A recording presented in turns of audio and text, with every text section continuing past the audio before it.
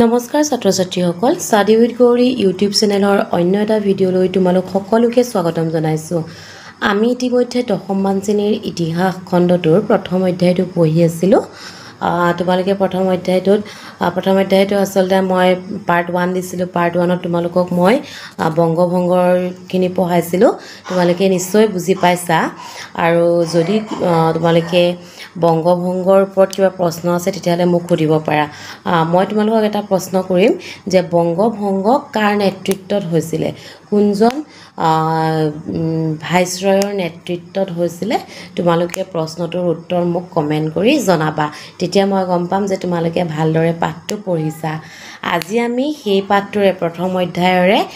দ্বিতীয় ভাগটো আজি পঢ়িম। দ্বিতীয় ভাগত আমি পঢ়িম স্বদেশী আন্দোলন কেতিয়া হৈছিল, 1905 পৰা 11 চনলৈকে।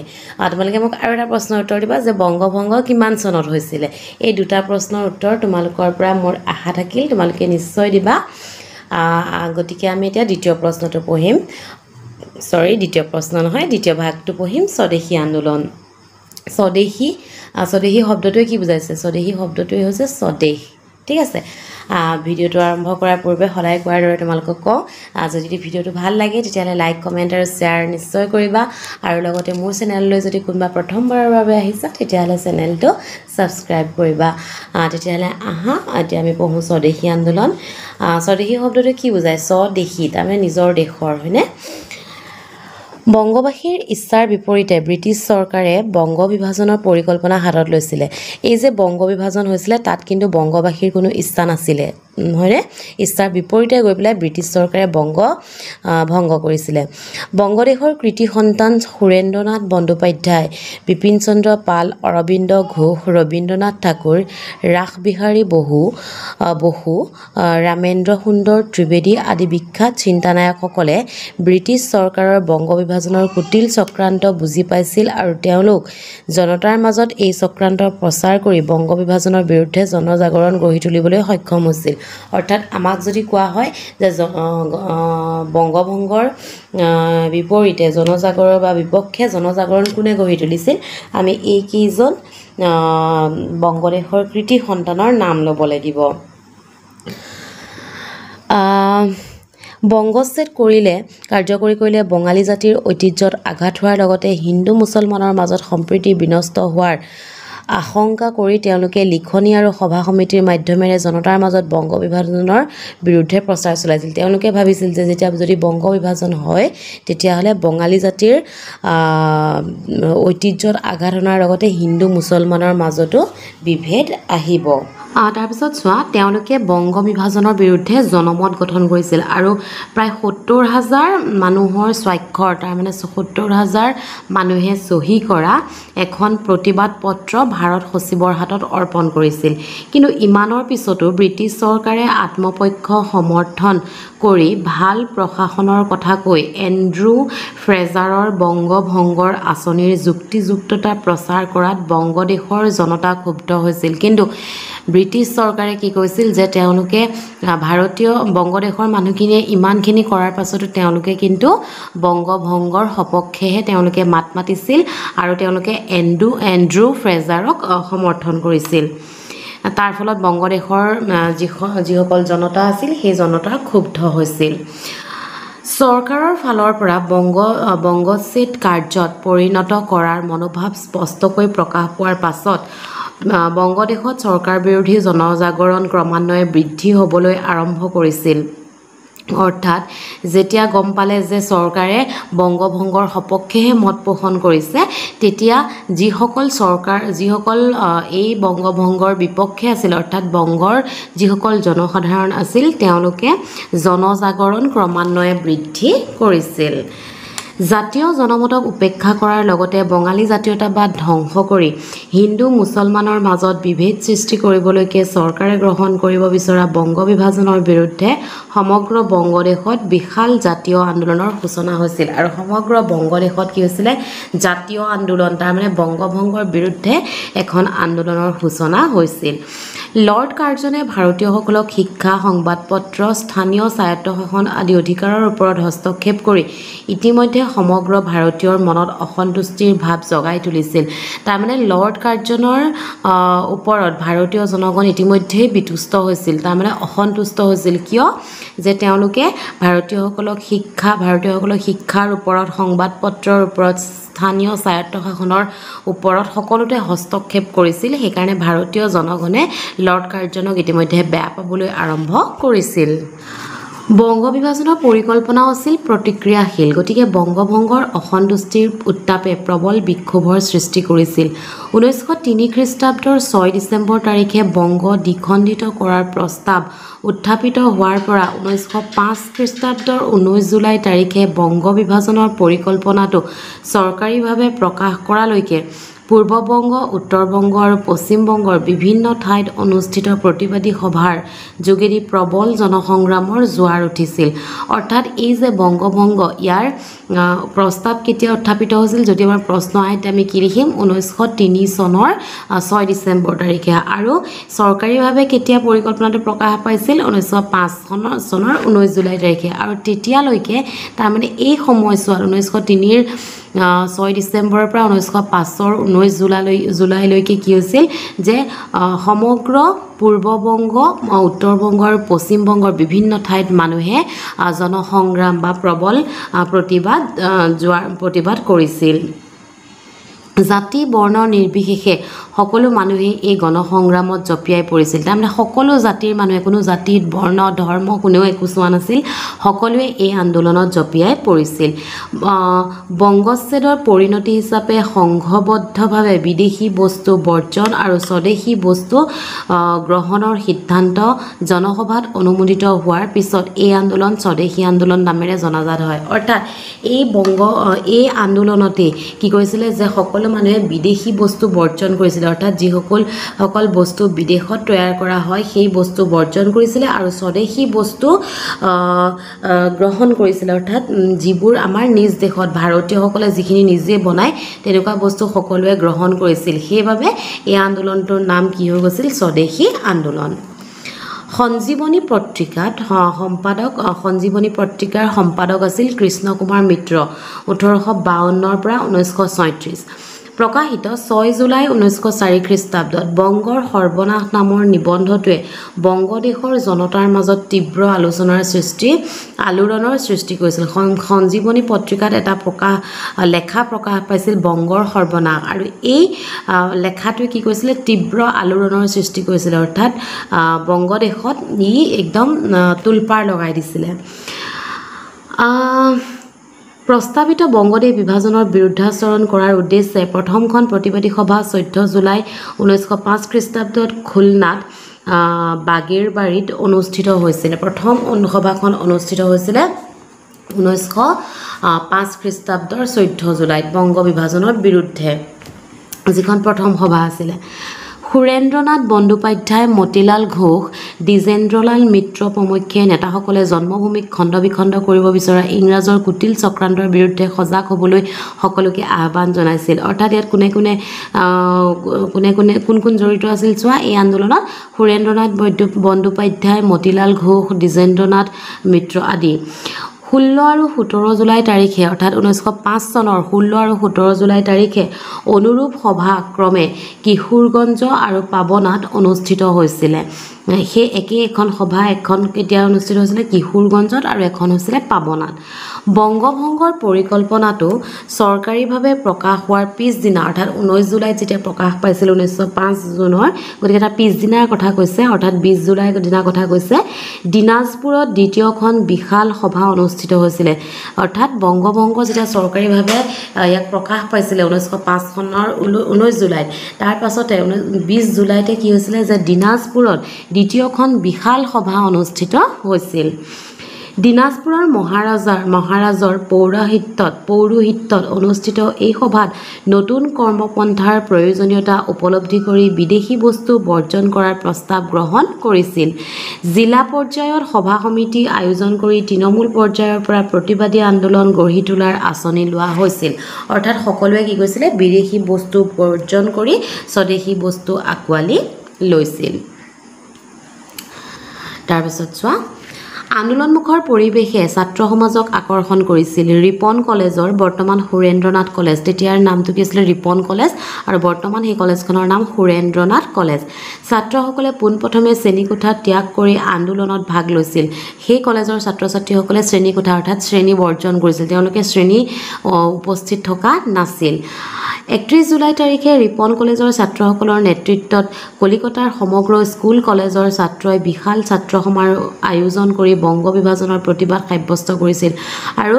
কলিকতাৰ সমগ্ৰ স্কুল কলেজৰ ছাত্ৰ ছাত্ৰীয়ে এই বংগ ভংগৰ বিৰোধিতা কৰিছিল ছাত্ৰসকলে কেন্দ্ৰীয় সংগ্ৰাম সমিতি গঠন কৰি বংগ বিভাজনৰ বিৰুদ্ধে আন্দোলন কৰাৰ সংকল্প লৈছিল 7 আগষ্ট তাৰিখে মহাৰাজা মনীন্দ্ৰ চন্দ্ৰ নন্দীৰ অধ্যক্ষতাত কলিকতাৰ কাছিম বজাৰৰ টাউন হলত এখন বিশাল সভা অনুষ্ঠিত হয় যে মহাৰাজা কোন আছিল কলিকতাৰ মহাৰাজা কোন আছিল মহাৰাজা মনীন্দ্ৰ চন্দ্ৰ নন্দী ঠিক আছে পৃথিৱীৰ বিভিন্ন ঠাইৰ পৰা উপস্থিত হোৱা প্ৰতিনিধিৰ আহ্বান মৰ্মে এইখন সভাই বিদেশী বন্য বৰ্জনৰ প্ৰস্তাৱ সৰ্বসন্মতিক্ৰমে গ্ৰহণ কৰিছিল ছাত্ৰসকলে সেইদিনা মুকুন্দ দাসৰ হে বংগজননী স্বৰ্ণ প্ৰসৱিনী শিকিছি সবাই কৰিতে ভাৱনা বিলাতী পোষাকে আৰ সাজিব না বিলাতী আহাৰ বিলাতী আচাৰ ত্যাজিত কৰিব গীতটি পৰিৱেশন কৰিছিল এই গীতটি কোনে লিখিছিলে মুকুন্দ দাসে সুৰেন্দ্ৰনাথ বন্দ্যোপাধ্যায়ৰ নেতৃত্বত ছাত্ৰ সংসদ গঠন হৈছিল এটা আমাৰ আহিব পাৰে যে ছাত্ৰ সংসদ কাৰ নেতৃত্বত গঠন হৈছিল আমি কি লিখিম সুৰেন্দ্ৰনাথ বন্দ্যোপাধ্যায়ৰ নেতৃত্বত তাৰপাছত চোৱা কবিগুৰু ৰবীন্দ্ৰনাথ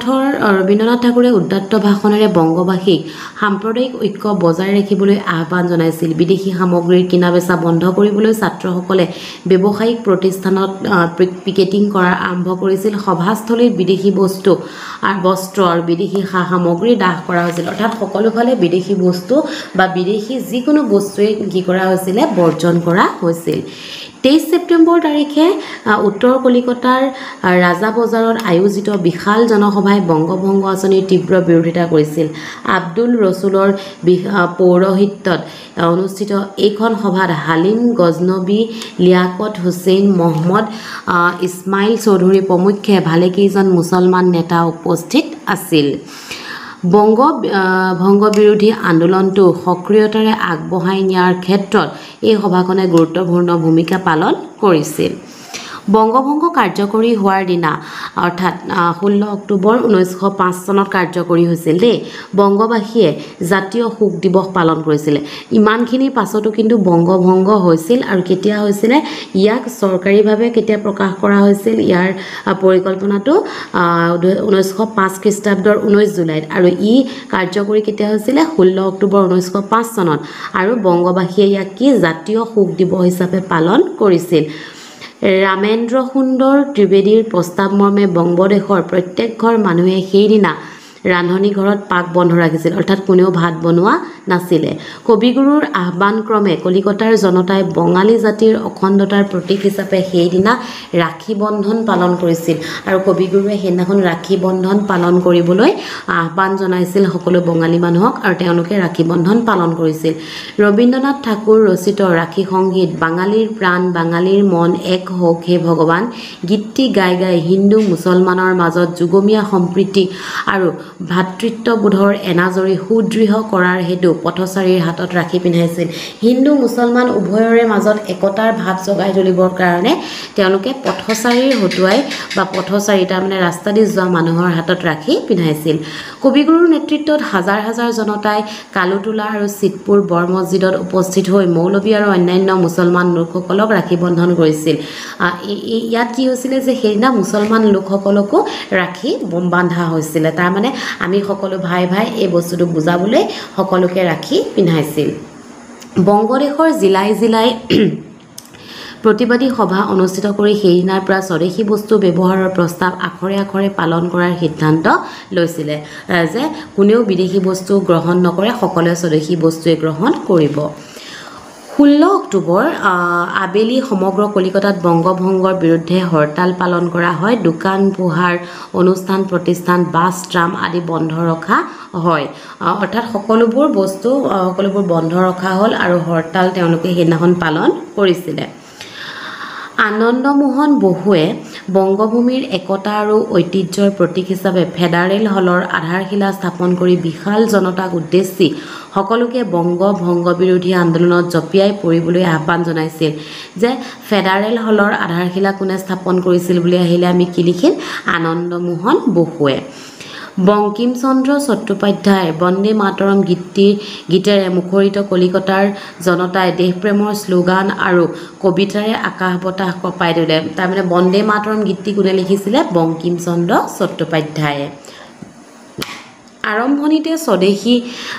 আন্দোলনটো বিদেশী বস্তু বৰ্জন আৰু স্বদেশী বস্তু গ্ৰহণৰ মাজতে সীমাবদ্ধ আছিলে। প্ৰথমটোক নেতিবাচক আৰু দ্বিতীয়টোক ইতিবাচক পন্থা হিচাপে গণ্য কৰি ব্ৰিটিছ শক্তিক অৰ্থনৈতিক হেঁচা দিয়াৰ এই কাৰ্যপন্থা গ্ৰহণ কৰিছিল। বিদেশী বস্তু বৰ্জন অৰ্থাৎ যিবোৰ বিদেশৰ বস্তু আছিল সকলোবোৰ বৰ্জন কৰা হ'ব আৰু এইটো আছিল নেতিবাচক সিদ্ধান্ত পন্থা। আৰু স্বদেশী বস্তু গ্ৰহণ এইটো আছিলে ইতিবাচক পন্থা। আৰু তেওঁলোকে ব্ৰিটিছক অৰ্থনৈতিক হেঁচা দিয়াত ই যথেষ্ট সহায় কৰিছিল। কিন্তু আন্দোলনৰ পৰিধি ক্ৰমান্বয়ে ব্যাপক হোৱাৰ লগে লগে বৰ্জনৰ পৰিসৰো ব্যাপকতাৰ হৈ পৰিছিল। অৰবিন্দ ঘোষে কৈছিল বৰ্জনৰ অৰ্থে স্বাদেশিকতা আৰু স্বাদেশিকতাৰ মৰ্মাৰ্থ হ'ল ইংৰাজৰ লগত সৰ্বতোপ্ৰকাৰে অসহযোগিতা কৰা। তাৰমানে স্বদেশী বস্তু গ্ৰহণ আৰু বিদেশী বস্তু বৰ্জন তাৰ মানে হ'ল যে সৰ্বতোপ্ৰকাৰে ইংৰাজক অসহযোগিতা কৰা, তাৰমানে সহযোগ নকৰা। কেৱল বিদেশী বস্তুৰ মাজতে সীমাবদ্ধ নাথাকি ব্ৰিটিছ প্ৰশাসন ব্ৰিটিছ শিক্ষানুষ্ঠান বিচাৰালয় আদিকো আন্দোলনকাৰীয়ে বৰ্জন কৰিবলৈ সিদ্ধান্ত গ্ৰহণ কৰিছিল। কেৱল বস্তুৱেই নহয়, বিদেশী শিক্ষানুষ্ঠান বিচাৰালয় এইবোৰকো বা বিদেশী প্ৰশাসন এইবোৰকো বৰ্জন কৰিবলৈ আন্দোলনকাৰীয়ে সিদ্ধান্ত লৈছিলে। স্বদেশী সামগ্ৰীৰ আদৰ বাঢ়িছিল। সকলোৱে স্বদেশী সামগ্ৰী ভাল পাবলৈ লৈছিল বা ব্যৱহাৰ কৰিবলৈ লৈছিল। স্বদেশী কাৰিকৰৰ দ্বাৰা প্ৰস্তুত কৰা সামগ্ৰী ক্ৰয় কৰি জাতীয় স্বাৱলম্বিতা অনুভৱ কৰাৰ লগতে স্বদেশী বজাৰ অৰ্থনীতিৰ বুনিয়াদ গঢ়ি তোলাত বিশেষ সহায়ৰ হাত আগবঢ়াইছিল। তাৰমানে যেতিয়া আমি নিজৰ দেশতে বনোৱা বস্তুবোৰ ব্যৱহাৰ কৰিম তেতিয়া দেশৰ মানুহকে সহায় কৰা নিচিনা হ'ব, হয়নে? আৰু ই কি কৰিছিলে? ভাৰতীয় মানুহখিনিক অৰ্থনৈতিকভাৱে স্বাৱলম্বী কৰি তুলিছিলে আৰু তেওঁলোকৰ মনত এটা বিশ্বাস জন্মাইছিল যে আমি ভাৰততো বেহা বেপাৰ আমি কৰিব পাৰোঁ। আনহাতে ভাৰতীয় বজাৰ দখল কৰি থকা বিদেশী সামগ্ৰী পৰিহাৰ কৰাৰ প্ৰৱণতা স্বদেশীৰ মনত গঢ়ি উঠিছিল। আনকি চৰকাৰক বিদেশী বুলি গণ্য কৰি খাজানা চৰকাৰী ঋণ আদি পৰিশোধ নকৰাৰ মানসিকতাও আন্দোলনকাৰীৰ মনত গঢ়ি উঠিছিল। অৰ্থাৎ আন্দোলনকাৰীয়ে কি কৈছিলে যে তেওঁলোকে বিদেশী বস্তু যিহেতু বৰ্জন কৰিব গতিকে বিদেশী চৰকাৰখনকো তেওঁলোকে বৰ্জন কৰিব আৰু চৰকাৰৰ সকলো ঋণ খাজানা আদি নিদিয়াৰ তেওঁলোকৰ মনত মানসিকতা গঢ় লৈ উঠিছিল। তাৰমানে ব্ৰিটিছ চৰকাৰখনক অত্যন্ত লোকসকলে বেয়া পাইছিলে। এই আন্দোলনটোৱে বংগদেশৰ ভৌগোলিক সীমা অতিক্ৰম কৰি এটা সৰ্বভাৰতীয় ৰূপ পৰিগ্ৰহণ কৰিছিল। আৰু এই আন্দোলনটো কেৱল বংগদেশতে সীমাবদ্ধ হৈ থকা নাছিল, ই গোটেই ভাৰতবৰ্ষলৈ বিয়পি পৰিছিল। দক্ষিণ ভাৰত মহাৰাষ্ট্ৰ উত্তৰ পূব ভাৰতৰ জনগণেও শাসক বিৰোধী এই আন্দোলনটো সমৰ্থন কৰাত স্বদেশী আন্দোলন সৰ্বভাৰতীয় পৰ্যায়ত উপনীত হৈছিল। আৰু স্বদেশী আন্দোলনটো সৰ্বভাৰতীয় পৰ্যায়ত উপনীত হৈছিল। সুৰেন্দ্ৰনাথ বন্দ্যোপাধ্যায় বাল গংগাধৰ তিলক গোপাল কৃষ্ণ গোখলে আনন্দমোহন বসু লালা লাজপত ৰায় দাদাভাই নৌৰোজী আদি সৰ্বভাৰতীয় নেতাসকলৰ যোগেদি স্বদেশী আন্দোলনে বংগদেশৰ পৰিধি অতিক্ৰম কৰি ভাৰতবৰ্ষৰ বিভিন্ন প্ৰদেশলৈও প্ৰসাৰিত হৈছিল। যদি আমাক কোৱা হয় যে স্বদেশী আন্দোলনৰ লগত জড়িত কেইজনমান আন্দোলনকাৰীৰ নাম লিখা বা নেতাৰ নাম লিখা, আমি কাৰ কাৰ নাম ল'ব লাগিব? এখেতসকলৰ নাম ল'ব লাগিব। ৰাজনৈতিক আন্দোলন এই আন্দোলন ৰাজনৈতিক আন্দোলন আছিল 7 বছৰীয়া যদিও এই আন্দোলনে ভাৰতৰ সাহিত্য সমাজ শিক্ষা অৰ্থনীতি আদি সকলো দিশতে সুদূৰ প্ৰসাৰী প্ৰভাৱ পেলাইছিল। অৰ্থাৎ এই আন্দোলন 5 চনৰ পৰা 11 চনলৈকে চলিছিল আৰু ই ৰাজনৈতিক আন্দোলন আছিল যদিও ই সকলোতে কি কৰিছিলে? প্ৰভাৱ পেলাইছিল। তাৰপিছত চোৱা স্বদেশী আন্দোলনৰ ফলাফলসমূহ কি কি আছিল চোৱা। সুৰেন্দ্ৰনাথ বন্দ্যোপাধ্যায় সম্পাদিত বেংগলী 1904, কৃষ্ণ কুমাৰ মিত্ৰৰ সঞ্জীৱনী 1904, কালীপ্ৰসন্ন কাব্য বিশাৰদ আৰু যোগেন্দ্ৰনাথ বিদ্যাভূষণৰ হিতবাদী 1905, ভূপেন্দ্ৰনাথ দত্তৰ যুগান্তৰ সাপ্তাহিক 1906, ব্ৰহ্মবান্ধৱ উপাধ্যায়ৰ সন্ধ্যা 1906,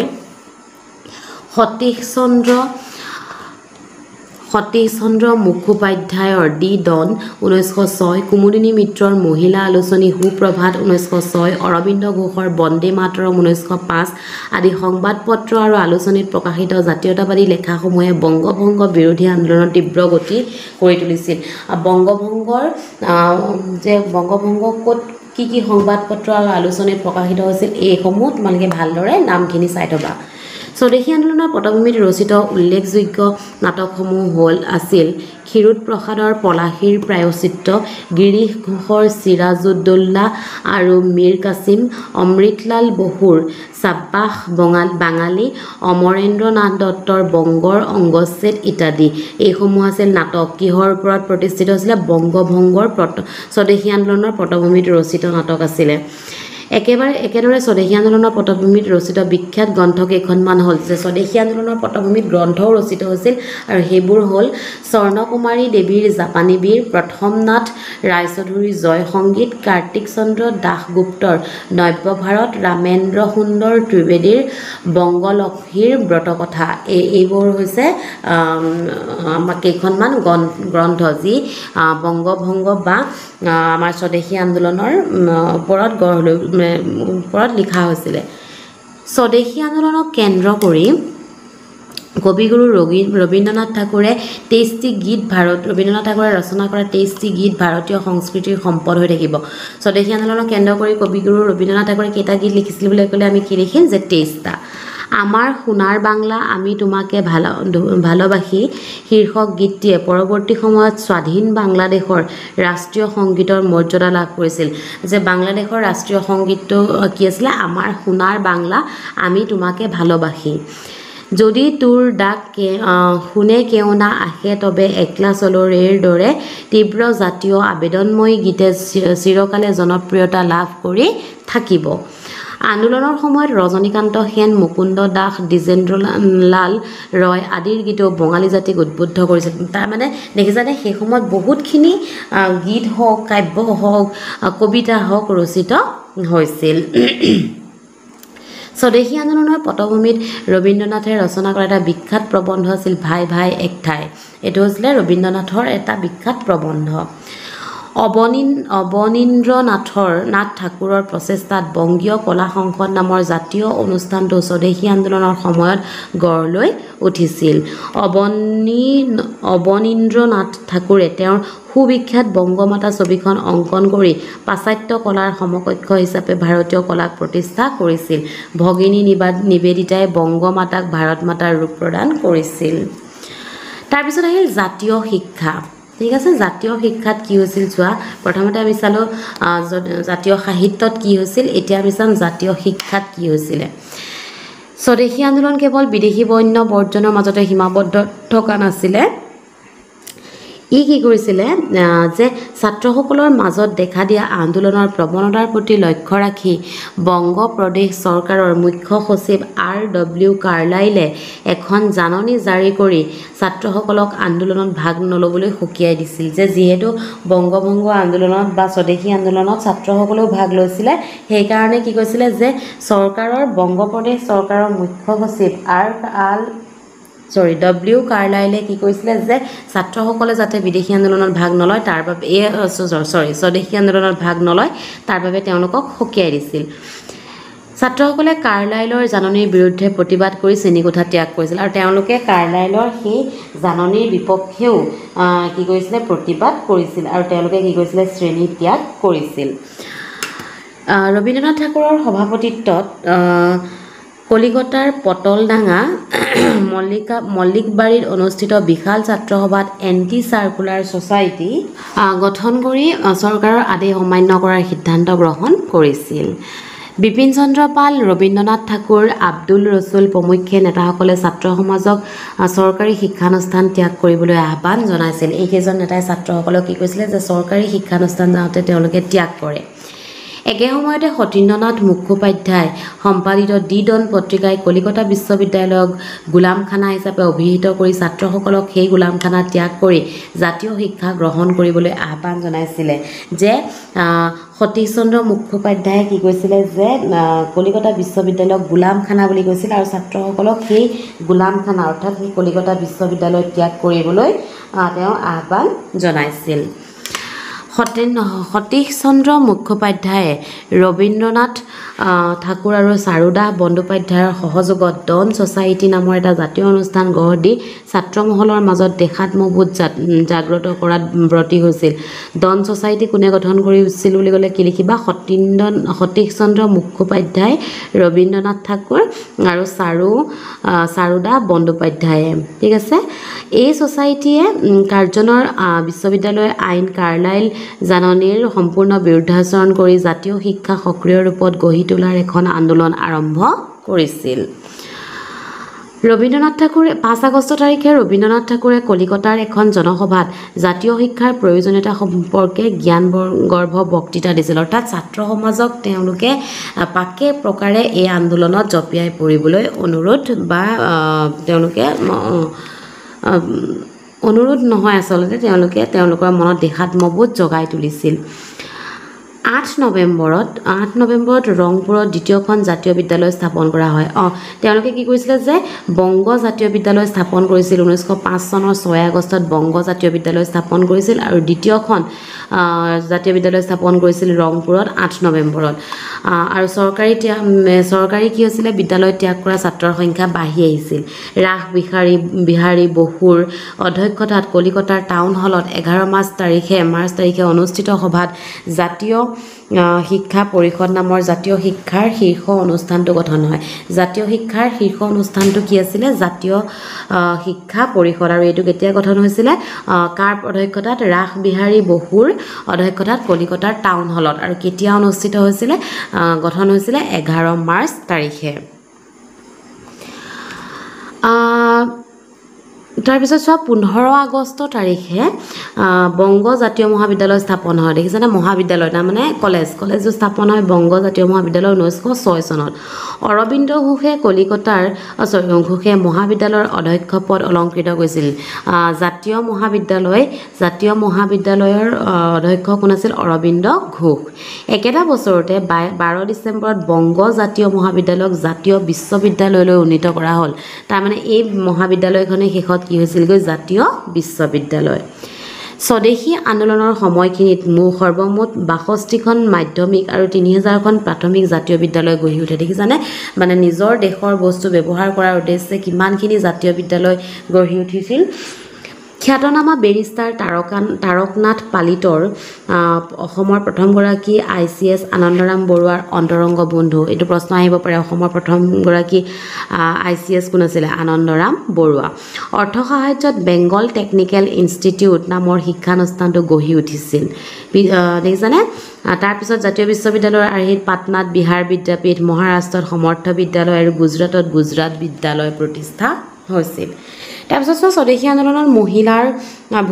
মহিলাসকলেও যে যথেষ্ট ভূমিকা পালন কৰিছিল। তাৰ ভিতৰত এগৰাকী আছিলে সৰলা দেৱী চৌধুৰীণী। তেওঁ কি হৈছিলে যে তেওঁ মহিলা হিচাপে যথেষ্ট ভূমিকা এই আন্দোলনত যথেষ্ট ভূমিকা লৈছিল। ভাৰতী নামৰ পত্ৰিকা এখন সম্পাদনা কৰি বংগদেশৰ যুৱশক্তিক তেওঁ জাতীয় আন্দোলনত জঁপিয়াই পৰিবলৈ প্ৰস্তুত কৰিছিল। তেওঁ পত্ৰিকা প্ৰস্তুত কৰিছিলে, কি আছিলে? ভাৰতী। আৰু এইখনৰ জৰিয়তে তেওঁ সকলোকে কি কৰিছিলে? জাতীয় আন্দোলনত বা দেশৰ যুৱকসকলক জাতীয় আন্দোলনত ভাগ ল'বলৈ প্ৰস্তুত কৰিছিল। নাৰী আৰু যুৱক যুৱতীসকলৰ মাজত জাগৰণ সৃষ্টিত প্ৰচুৰ বৰঙণি যোগোৱা আন এগৰাকী নাৰী আছিল ভগিনী নিবেদিতা। ভগিনী নিবেদিতাৰ বিষয়ে তোমালোকে ইতিমধ্যে মই পাহৰিছোঁ, কোনোবা এটা ক্লাছত তোমালোকে পঢ়ি আহিছা ভগিনী নিবেদিতা, হয়নে? আয়াৰলেণ্ডত জন্মগ্ৰহণ কৰা এইগৰাকী মহিয়সী নাৰীৰ নাম আছিল মাৰ্গাৰেট এলিজাবেথ নবুল ঠিক আছে তেওঁ ক'ত জন্মগ্ৰহণ কৰিছিল চ আয়াৰলেণ্ডত আৰু তেওঁৰ আগৰ নাম কি আছিল মাৰ্গাৰেট এলিজাবেথ নবুল কলিকতাত থকা সময়ত তেওঁ young men's Hindu union Vivekananda society Dawn society আৰু অনুশীলন সমিতিৰ সৈতে প্ৰত্যক্ষভাৱে জড়িত হৈ নাৰী আৰু যুৱক যুৱতীসকলক দেশীয় শিল্পৰ যোগেদি স্বনিৰ্ভৰশীল হ'বলৈ আহ্বান জনাইছিল তেওঁ কি কৈছিল যে যুৱক যুৱতীসকল যিসকল ভাৰতীয় যুৱক যুৱতী আছিল সকলোকে কি কৈছিল যে তেওঁলোকে স্বাৱলম্বী হ'বলৈ অৰ্থাৎ তেওঁলোকে নিজৰ কাম নিজে কৰিবলৈ তেওঁ অনুৰোধ জনাইছিল বা আহ্বান জনাইছিল বংগৰ নাৰীৰ সাহসিকতা সম্পৰ্কে লণ্ডনৰ ডেইলি টেলিগ্ৰাফ কাকতত প্ৰকাশ পাইছিল বঙালী নাৰী ইংৰাজৰ কাৰণে সকলোতকৈ দুৰ্গম আৰু বিপদজনক অৰ্থাৎ বঙালী নাৰীসকলৰ বিৰুদ্ধে তেওঁলোকৰ বাতৰি কাকততো প্ৰকাশ পাইছিল যে বঙালী নাৰী কি কৈছিলে যে ইংৰাজৰ কাৰণে সকলোতকৈ দুৰ্দম আৰু বিপদজনক বুলি তেওঁলোকৰ বাতৰি কাকতত প্ৰকাশ পাইছিল তাৰপিছত স্বদেশী শিল্প উদ্যোগ যেহেতু স্বদেশী বস্তু সকলোৱে গ্ৰহণ কৰিছিল বিদেশী বস্তু পৰিত্যাগ কৰিছিল গতিকে স্বদেশী শিল্প উদ্যোগো গঢ় লৈ উঠিছিল কি হৈছিলে যে স্বদেশী পণ্যৰ চাহিদা বৃদ্ধি হোৱাৰ পৰিপ্ৰেক্ষিতত বিভিন্ন কুটিৰ শিল্প আৰু কেইবাটাও ডাঙৰ শিল্প প্ৰতিষ্ঠান গঢ়ি উঠিছিল সূতা কটা কল ক্ষুদ্ৰ আৰু মজলীয়া তাঁতশাল উদ্যোগ সৰিয়হৰ তেল চাবোন চেনি জুইশলা বিস্কুট আদিৰ কাৰখানা গঢ়ি উঠিছিল ৰবীন্দ্ৰনাথ ঠাকুৰে প্ৰতিষ্ঠা কৰা স্বদেশী ভাণ্ডাৰ স্বদেশী আন্দোলনৰ ফলস্বৰূপে এটা জাকত জিলিকা বস্ত্ৰ প্ৰতিষ্ঠানত পৰিণত হৈছিল যে ৰবীন্দ্ৰনাথ ঠাকুৰৰ বস্ত্ৰ প্ৰতিষ্ঠানটোৰ নাম কি আছিলে স্বদেশী ভাণ্ডাৰ স্বদেশী আন্দোলনৰ ভৰপক সময়ত যোগেশ চন্দ্ৰ চৌধুৰী আৰু কৃষ্ণ বিহাৰী সেনৰ প্ৰচেষ্টাত কলিকতাৰ বৌবজাৰত ইণ্ডিয়ান ষ্ট'ৰ্ছ নামৰ প্ৰতিষ্ঠানটো গঢ়ি উঠিছিল সকলো প্ৰকাৰৰ স্বদেশী সামগ্ৰী এই প্ৰতিষ্ঠানত বিক্ৰী কৰা হৈছিল ঠাকুৰ পৰিয়ালৰ কন্যা সৰলা দেৱীয়ে কৰ্ণৱালী ষ্ট্ৰীটত লক্ষী ভাণ্ডাৰ প্ৰতিষ্ঠা কৰিছিল আব্দুল হালিম গজনবীয়ে লাল বজাৰত প্ৰতিষ্ঠা কৰিছিল ইউনাইটেড বেংগল ষ্ট'ৰ্ছ অৰ্থাৎ সকলোৱে কি কৈছিলে শিল্প উদ্যোগ গঢ়ি তোলাত যথেষ্ট অৰিহণা যোগাইছিলে নীলৰতন চৰকাৰৰ উদ্যোগত বংগলক্ষ্মী কটন মিল 1 আগষ্ট 1906 আৰু আচাৰ্য প্ৰফুল্ল ৰায়ে বেংগল কেমিকেলছ নামৰ উদ্যোগ প্ৰতিষ্ঠানটো মুকলি 25 জুলাই 1906 চনত কৰিছিল জামছেদজী টাটাই বিখ্যাত লৌহ শিল্প কাৰখানা যিটো আমি বৰ্তমান টাটা বুলি জানো সেই টাটা কোনে প্ৰথম উলিয়াইছিলে জামছেদজী টাটা 1907 চনতে গঢ়ি তুলিছিল তাৰপিছত চোৱা 1905 খ্ৰীষ্টাব্দৰ 16 ডিচেম্বৰ তাৰিখে R.C. দত্তৰ পৌৰোহিত্যত বাৰাণসীত অনুষ্ঠিত প্ৰথম ভাৰতীয় উদ্যোগ সন্মিলনত স্বদেশী উদ্যোগসমূহৰ প্ৰচুৰ সম্ভাৱনীয়তা সম্পৰ্কে দেশবাসীক সজাগ কৰি তুলিছিল অৰ্থাৎ যে আমাৰ দেশতে আমাৰ নিজৰ কিমান সম্ভাৱনা আছে আমি নিজে কিমান কি কৰিব পাৰোঁ উৎপাদন কৰিব পাৰোঁ এই বিষয়ে কি হৈছিলে এখন সভা অনুষ্ঠিত কৰিছিল তাৰপিছত চোৱা মুছলিম লীগৰ প্ৰতিষ্ঠা এই স্বদেশী আন্দোলনৰ সময়তে মুছলিম লীগৰ প্ৰতিষ্ঠা হৈছিলে ব্ৰিটিছ শাসকে ভাৰতবৰ্ষত একত্ৰিত বিশাল ভাৰতীয় জাতি গঠন হোৱাটো বিচৰা নাছিল তেওঁলোকে কি কৰিছিলে যে ভাৰতখন ভাগ হোৱাটো বিচাৰিছিলে এখন ভাৰতীয় সমাজ গঠন হোৱাটো তেওঁলোকে বিচৰা নাছিল কাৰ্জনে বংগ বিভাজনৰ সপক্ষে জনমত গঢ়ি তোলাৰ উদ্দেশ্যে 1904 খ্ৰীষ্টাব্দৰ ফেব্ৰুৱাৰী মাহত পূৰ্ববংগ ভ্ৰমণৰ দীঘলীয়া কাৰ্যসূচী লৈছিল যে তেওঁলোকে সেই এইবিলাক কেতিয়া 1904 চনৰ পৰাই চলাইছিল কি জানে তেওঁ কাৰ্জনে সেইকাৰণে ফেব্ৰুৱাৰী মাহত পূৰ্ববংগ ভ্ৰমণ কৰিছিল ঢাকা মৈমনসিংহ চট্টগ্ৰাম আদি ঠাইত আয়োজিত জনসভাত তেওঁ বংগভংগৰ সপক্ষে প্ৰচাৰ চলাইছিল তাৰমানে যিখিনি ইছলামীয় ধৰ্মী লোক আছিল সেই লোকসকলৰ মাজত তেওঁ বংগভংগৰ প্ৰচাৰ চলাইছিল সপক্ষে প্ৰচাৰ চলাইছিল তাৰমানে সপক্ষে মতামত কৰিছিল মুছলমান জনগণক বংগভংগৰ যোগেদি প্ৰচুৰ লাভৱান হ'ব বুলি জনাইছিল তেওঁ জনাইছিল যে এই বংগভংগ কৰিলে মুছলমান লোকসকল বেছি লাভৱান হ'ব 18 ফেব্ৰুৱাৰী তাৰিখে ঢাকাত অনুষ্ঠিত বিশাল জনসভাত পূৰ্ববংগৰ ইছলাম ধৰ্মীয় জনগণক হিন্দুসকলৰ বিৰুদ্ধে মাৰ বান্ধি থিয় হ'বলৈ আহ্বান জনাইছিল ঢাকাৰ নবাব সলিম উল্লাহ খানৰ যোগেদি পূৰ্ববংগৰ মুছলমান জনতাক ওচৰ চপাই অনাৰ প্ৰচেষ্টা হাতত লৈছিল কি কৈছিল জানানে যে তেওঁ হিন্দু মুছলমানৰ মাজত বিৰোধ আনিবলৈ চেষ্টা কৰিছিল এই উদ্দেশ্য আগত ৰাখি তেওঁ নবাবগৰাকীক 14 লাখ টকাৰ অতি নগণ্য সুতৰ বিনিময়ত ধাৰলৈ দিছিল আৰু তেওঁ যে এই যিটো মনোভাৱ আছিল হিন্দু মুছলমানৰ মাজত বিভেদ সৃষ্টি কৰাৰ এইটো তেওঁ মানে ইয়াৰ কাৰণে তেওঁ যি আমাৰ ঢাকাৰ নবাব আছিল সলিমুল্লাহক কি দিছিলে 14 লাখ টকা ধাৰলৈ দিছিল আৰু সুত অতি নগণ্য লৈছিলে ঠিক আছে একদম কম সুতত তেওঁ লৈছিলে আৰু কি কৈছিলে কাৰ্জনৰ নীতিত বিশ্বাস ৰখা পূৰ্ববংগৰ একাংশ নেতাই প্ৰস্তাৱিত পূৰ্ববংগ আৰু অসম নামৰ প্ৰদেশখনৰ যোগেদি মুছলমান ৰাইজৰ সকলো আশা পূৰ্ণ হ'ব বুলি ভাবিছিল তেওঁলোকৰ মনত আত্মপ্ৰতিষ্ঠা লাভৰ বাসনা জুগিছিল আৰু তেওঁলোকে কাৰ্জনৰ কথাত ভুল গৈ কি ভাবিছিল যে যদি অসমখন পূৰ্ববংগ যদি বংগখন ভাগ হয় তেতিয়াহ'লে তেওঁলোকে পূৰ্ববংগ আৰু অসমৰ শাখাটোত তেওঁলোক আহিব আৰু তাৰ পৰা তেওঁলোকৰ লাভ হ'ব লৰ্ড কাৰ্জনৰ পিছত ভাইসৰয় পদত অধিষ্ঠিত হোৱা লৰ্ড মিণ্টুৰ ঘোষণাই মুছলমানৰ জনগণক সুকীয়া ৰাজনৈতিক সা সুবিধা প্ৰদানৰ ইংগিত বহন কৰিছিল যে কাৰ্জনৰ পিছৰ যি ভাইসৰয় আছিল লৰ্ড মিণ্টু তেওঁ কি কৈছিলে যে মুছলমানসকলক অধিক সা সুবিধা দিয়াৰ সা সুবিধা প্ৰদান কৰাৰ তেওঁ ইংগিত দিছিলে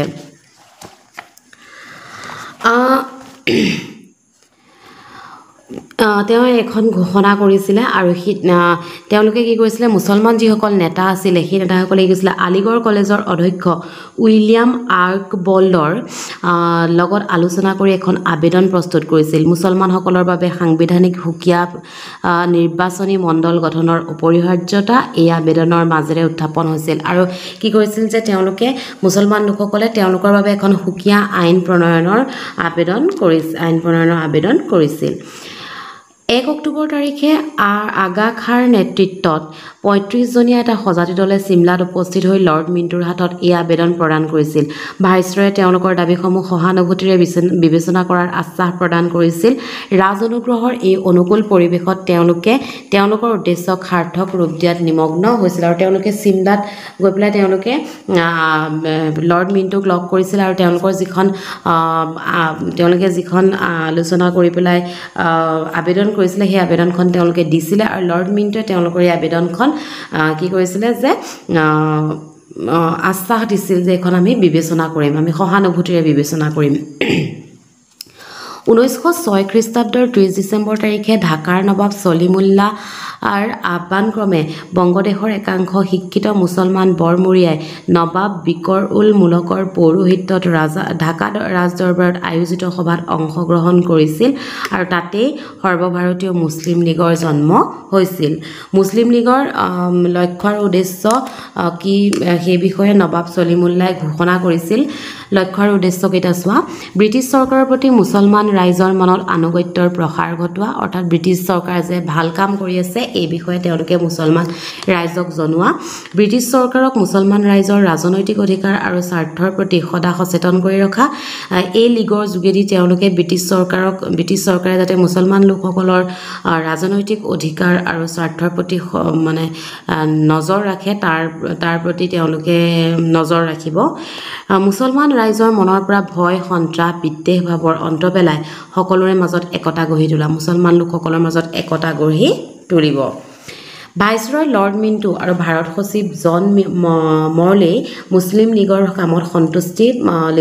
সন্তুষ্টি প্ৰকাশ কৰিছিল আৰু তেওঁলোকে মুছলিম লীগৰ এই লক্ষ্য আৰু উদ্দেশ্যসমূহ ভাল পাইছিলে আৰু আচল কথা তেওঁলোকে মানে হিন্দু আৰু মুছলমানৰ মাজত বিভেদ হোৱাটো বিচাৰিছিল তাৰপিছত চোৱা মুছলিম লীগৰ কাম চলি আছিলে আৰু তেওঁলোকে এটা ভাৰতৰ সক্ৰিয় অনুষ্ঠান হিচাপে আত্মপ্ৰকাশ কৰিছিল 1910 চনত 10 খ্ৰীষ্টাব্দৰ মাৰ্চ মাহত মুছলিম লীগৰ কাৰ্যালয় লক্ষ্ণৌলৈ স্থানান্তৰিত কৰা হয় 1910 চনত মুছলিম লীগৰ কাৰ্যালয় কলৈ স্থানান্তৰ কৰা হৈছিল লক্ষ্ণৌলৈ আৰু তেওঁলোকে ভাৰতীয় জাতীয় কংগ্ৰেছক দুৰ্বল কৰাৰ ক্ষেত্ৰত যথেষ্ট ভূমিকা লৈছিল মুছলিম লীগে কি কৰিছিলে যে সকলো মানুহকে আকৰ্ষণ কৰিব পৰা নাছিল কিন্তু কিছুমান বংগ বিভাজন ৰদ কৰাৰ বাবে এই আবদ্ধ উচ্চ ৰক্ষণশীল সমাজৰ এছামৰ মাজতে এইটো আবদ্ধ আছিল আৰু 1915 খ্ৰীষ্টাব্দত সলিমুল্লাহৰ মৃত্যুৰ পিছত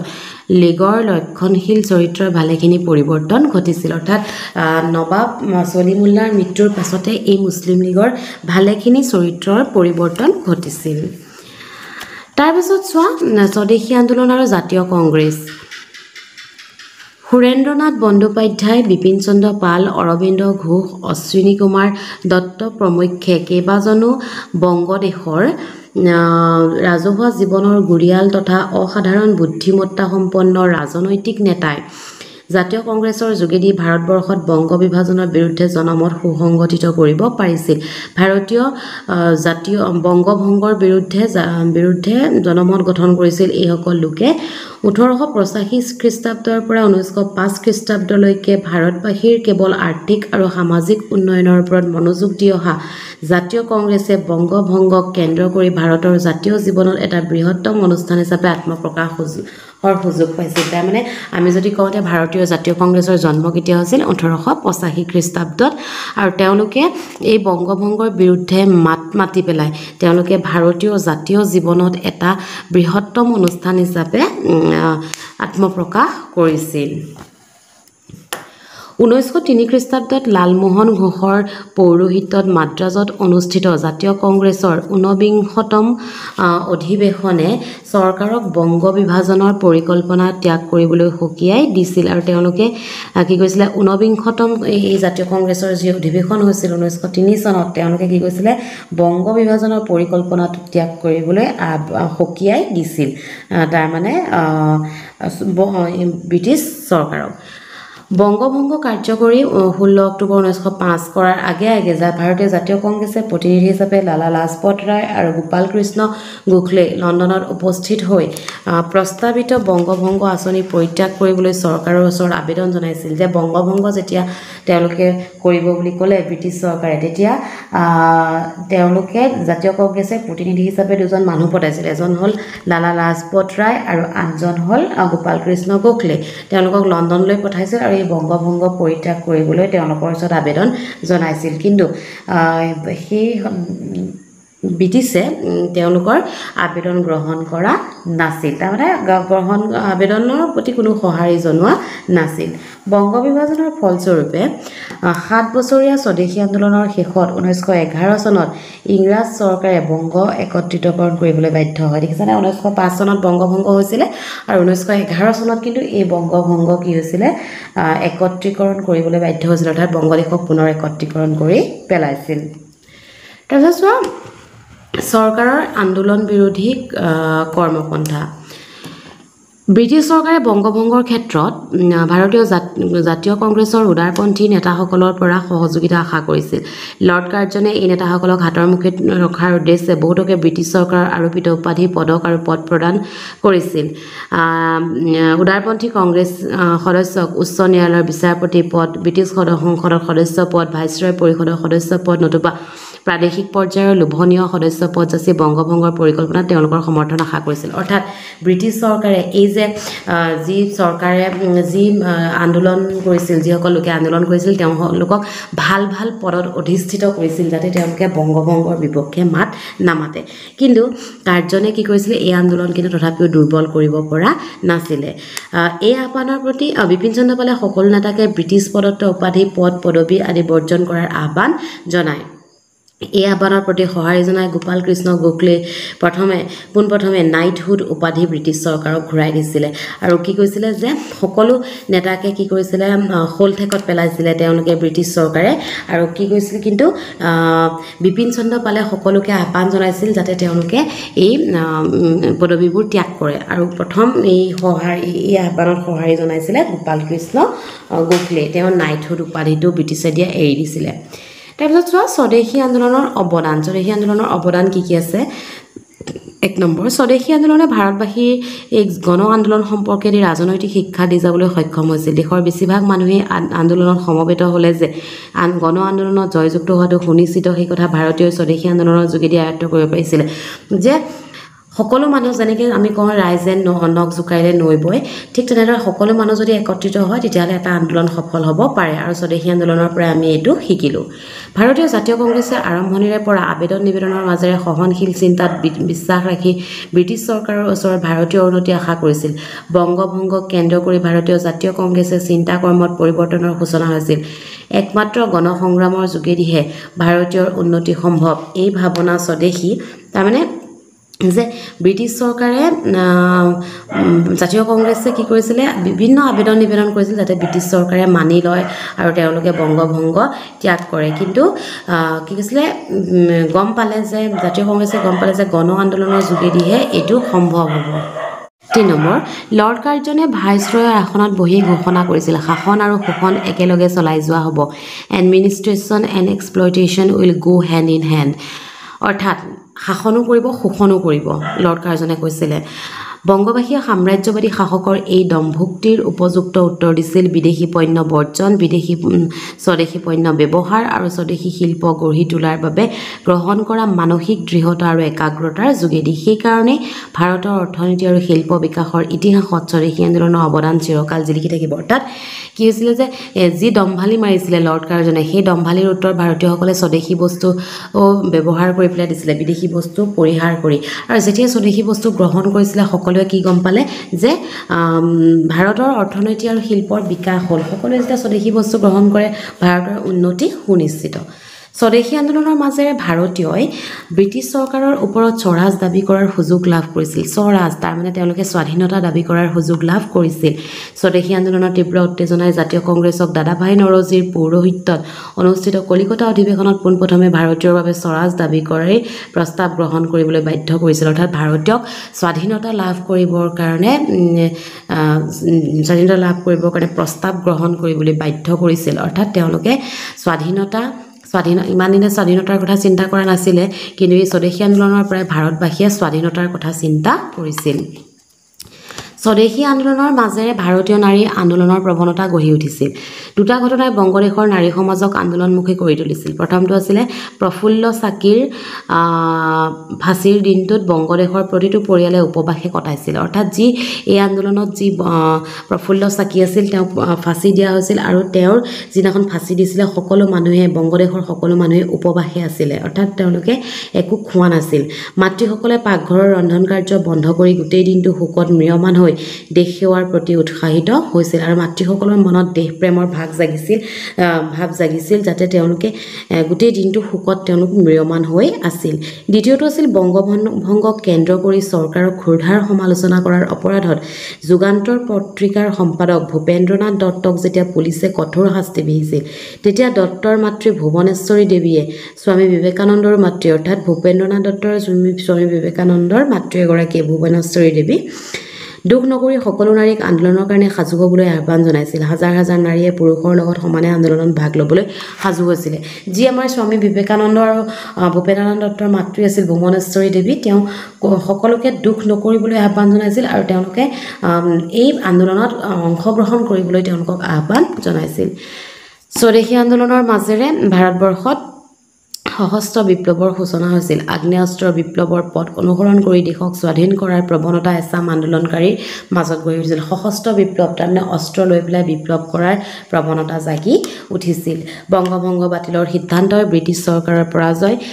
অৰ্থাৎ ইয়াত কি হ'ল যে বংগভংগই ব্ৰিটিছ চৰকাৰৰ পৰাজয় আৰু ব্যৰ্থতা সুনিশ্চিত কৰিছিলে